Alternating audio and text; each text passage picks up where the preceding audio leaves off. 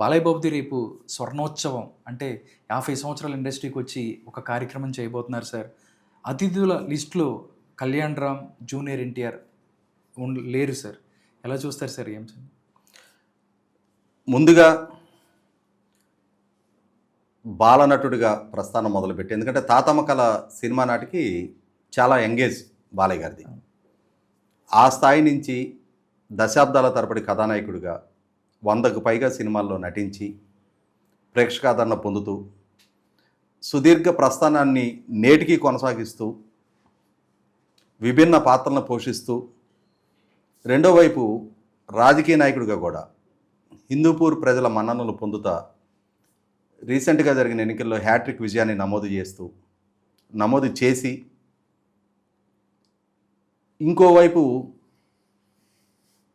Basavataraka Indo American cancer hospital చైర్మన్గా ఇతోధిక సేవలు అందిస్తున్న నందమూరి బాలకృష్ణ, మనందరం ముద్దుగా బాలయ్య గారు అని చెప్పని పిలుచుకునే బాలయ్య గారి 50 సంవత్సరాల ప్రస్థానం.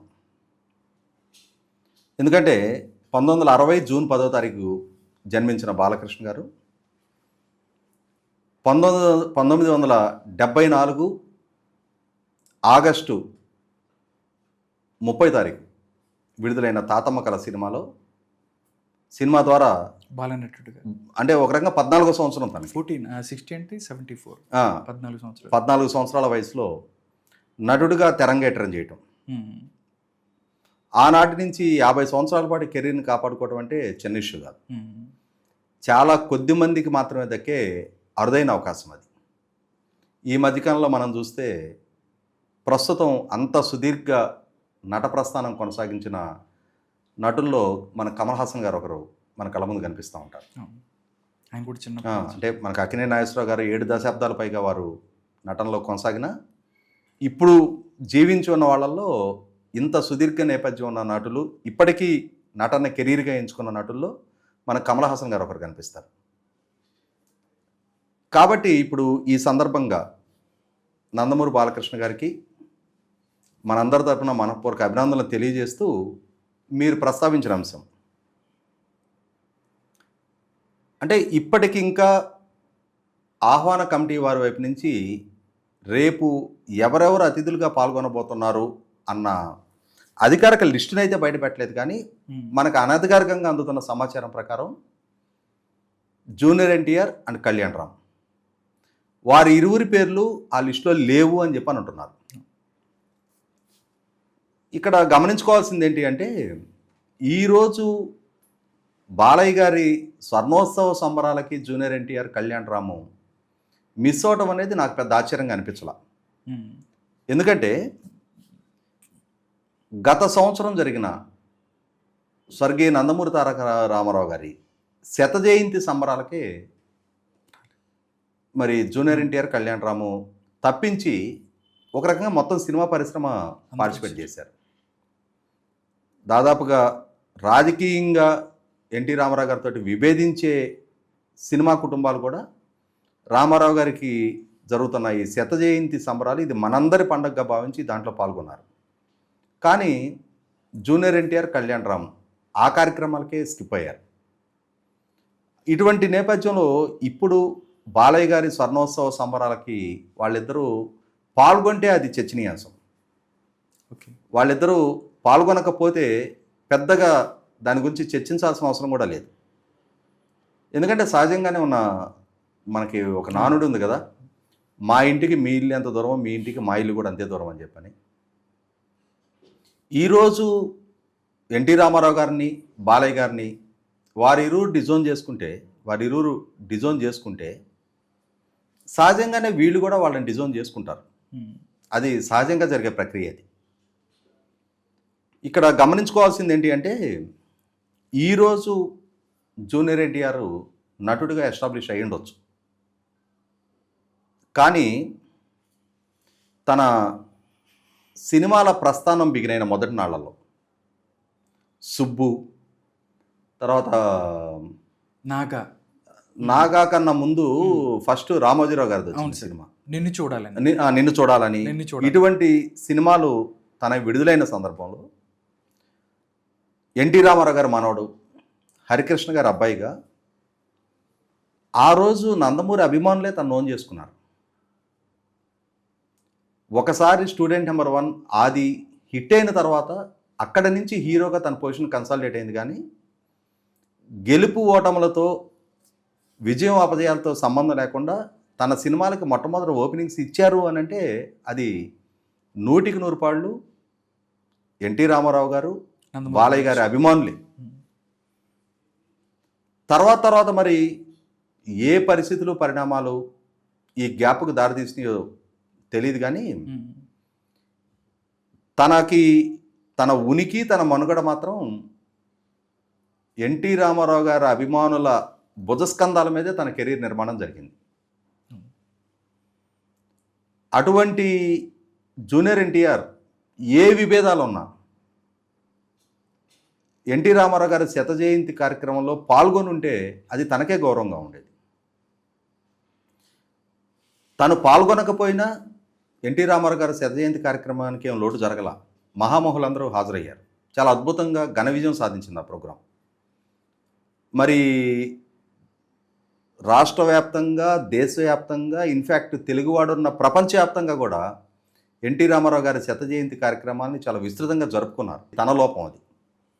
అలాగే ఇప్పుడు పార్సిల్గా మింగిల్ అవ్వలేకపోవటం అది తన లోపం అది. అలాగే ఇప్పుడు బాలయ్య గారి స్వర్ణోత్సవ సంబరం, ఇటువంటి సంబరానికి కూడా తెలుగు సినీ పరిశ్రమకు సంబంధించిన 24 క్రాఫ్ట్స్ వాళ్ళు కలిపి ఆ సంబరాలకి నాయకత్వం వహిస్తూ ఉన్నారు. చాలా ఘనంగా సంబరాలు జరపాలి అని చెప్పని పూనుకున్నారు. మీరు ఇందాక ప్రస్తావించినట్టుగానే చాలా రంగరంగ వైభవంగా రేపు హైటెక్స్లో జరుగుతూ ఉంది. మరి అటువంటి కార్యక్రమానికి ఆహ్వానితుల లిస్టులో పేర్లు లేవు అని అంటే వీరు ఎన్టీ రామారావు గారి కార్యక్రమానికి హాజరు కాలేదు కదా అని చెప్పని వారిని అవాయిడ్ చేశారా? పిలిచిన రారులే, పిలవాల్సిన అవసరం ఏముంది అని చెప్పని, లేదు ముందే వారిని కన్సల్ట్ చేస్తే మేము పాల్గొనడానికి సిద్ధంగా లేమని చెప్పని చెప్పారో తెలియదు. కానీ ఒకటైతే వాస్తవం, అంటే ఈ ఎడబాటు అనేది బాలయ్య గారికో లేదు, ఈ మధ్యకాలంలో గమనిస్తూ ఉన్నాం రాజకీయంగా కూడా. అంటే ఇక్కడ ఎన్టీ రామారావు గారి అభిమానుల్ని, తెలుగుదేశం పార్టీని కూడా వేరు చేసి చూడలేం మనం. 2009 ఎన్నికల్లో తెలుగుదేశం పార్టీ గెలుపు కోసం జూనియర్ ఎన్టీఆర్ కొద్ది రోజుల పాటు ప్రచారం చేశారు తప్ప 2014 ఎన్నికల్లో కానీ, 2019 ఎన్నికల్లో కానీ, 2024 ఎన్నికల్లో కూడా పార్టీ నుంచి తను పూర్తిస్థాయి దూరమే మెయింటైన్ చేస్తున్నాడు. ఇటువంటి పరిస్థితుల్లో రీసెంట్గా తెలుగుదేశం పార్టీకి దక్కిన విజయ నేపథ్యంలో కూడా ఆ విజయంలో, ఆ ఆనందోత్సవాలలో జూనియర్ ఎన్టీఆర్ భాగస్వామి కాలేకపోయాడే అని చెప్పని, తను కూడా ఉండుంటే బాగుండేదేమో అని చెప్పని సగటు ఈనాటికి కూడా ఎన్టీ రామారావు గారి కుటుంబ సభ్యుడిగా తను ఆదరిస్తున్న చాలామంది అభిమానులు ఫీల్ అయ్యారు. తను కూడా ఉండుంటే బాగుండేది కదా, ఇవాళ తను లేకున్నా ఇంతటి ఘన విజయం దక్కింది. ఈ విజయాన్ని ఆస్వాదించే క్రమంలో తను మిస్ అవుతున్నాడు కదా అని చెప్పన్న భావన చాలామందిలో వ్యక్తమైంది వాస్తవం. కాబట్టి ఇప్పుడు తను ఈ ప్రధాన స్రవంతి నుంచి ఎడం జరగటం వల్ల నటుడిగా తను ఎస్టాబ్లిష్ అయిపోయి ఉండవచ్చు, తనకు ఒక స్థాయి, గౌరవం, హోదా దక్కుతూ ఉండొచ్చు. కానీ అసలు శిశులు తన మూలాల నుంచి తానే దూరం జరుగుతున్నాడు అనేది వాస్తవం. ఇవాళ నీ విజయాల్లో చాలామంది నీ భుజం తడతారు, నీ పక్కన నిలబడతారు, ఆహా ఓహో బ్రహ్మాండం బజ్గోవిందం అని చెప్పని పొగిడేవాళ్ళు ఉంటారు. కానీ నీ డౌన్ఫాల్, నువ్వు లో చూసిన సందర్భాలు ఉన్నాయి. అశోక్, ఆంధ్రవాలా, నరసింహుడు ఇట్లాంటి ఫ్లాప్స్ ఎదుర్కొంటున్న సందర్భంలో కూడా నీ సినిమాలకు వచ్చిన కొద్దిపాటి కలెక్షను ఆ రోజు నీకు ఆ ఓపెనింగ్స్ అందించింది నీ అసలు శిశుల మూలాలు. నిన్ను ఏ వారసుడిగా, ఏ కుటుంబ సభ్యుడిగా గుర్తించారో, గౌరవించారో, ఆదరించారో ఆ మూలాలు నీకు ఆ స్థాయి ఓపెనింగ్స్ ఇచ్చినాయి. అంత ఫెయిల్యూర్ సినిమాలకు కూడా ఈరోజు టెంపర్ తర్వాత నేను చాలా పీక్ చేరానని చెప్పని తను అనుకుంటూ ఉండుండొచ్చు. లేదు RRR ద్వారా ఆస్కార్ అవార్డీ సినిమాలో నేను పాటను పరచని చెప్పని. లైఫ్ ఎప్పుడు ఉద్దానాలు కాదు, పతనాలు కూడా చూస్తుంది. ఏదో ఒక స్టేజ్లో అరే నా మూలాలు నేను మిస్ అయ్యానే, కష్టకాలంలో నాకు అండగా ఉండ నన్ను వెన్నుదట్టి నా భుజం దట్టి మేము ఉన్నామని చెప్పని నన్ను ముందుకు నడిపించిన వాళ్ళ నుంచి నేను దూరం జరిగాననే పరిస్థితులు కూడా ఎదురవుతాయి. ఓకే. ఖచ్చితంగా ఆ లైఫ్లో ఆ క్రమం తప్పదు. ఓకే. ఇవాళ బాలయ్య గారి లైఫ్లోనూ ఆ ఉద్దాన పతనాలు చూశారు, ఎన్టీ రామారావు గారు ఆ ఉద్దాన పతనాలు చూశారు. ఏ నటుడికైనా, ఏ క్రీడాకారుడికైనా, ఏ రాజకీయ నాయకుడికైనా కూడా ఆ పరిణామ క్రమం అనేది ఎప్పుడూ ఎల్లకాలం గ్రాఫ్ రైజ్లోనే ఉండదు, ఫాల్ కూడా ఉంటుంది. ఇవాళ నీ భుజం తట్టే వాళ్ళని నువ్వు దూరం చేసుకున్నావు. ఖచ్చితంగా ఇది వాంఛనీయమైతే కాదు. మరి ఆ విషయంలో ఆలోచించుకొని ఇప్పటికైనా సరే రియలైజ్ అయ్యి ఈరోజు తను ఉన్నా లేకున్నా తెలుగుదేశం పార్టీ తన పోరాట పందాన్ని, తన మార్గాన్ని తను స్థిరపరిచేసుకుంది. కానీ ఆ స్రవంతిలోకి నువ్వు వస్తే నీకే గౌరవం. ఆలోచించుకో. నేను ఎందుకు చెప్తున్నానంటే తన ప్రతి సినిమాకి ఆ మొట్టమొదట ఓపెనింగ్స్ ఇచ్చిన సగటు ఎన్టీఆర్ గారు, బాలయ్య గారు అభిమానులు నేను కూడా ఒకడిని.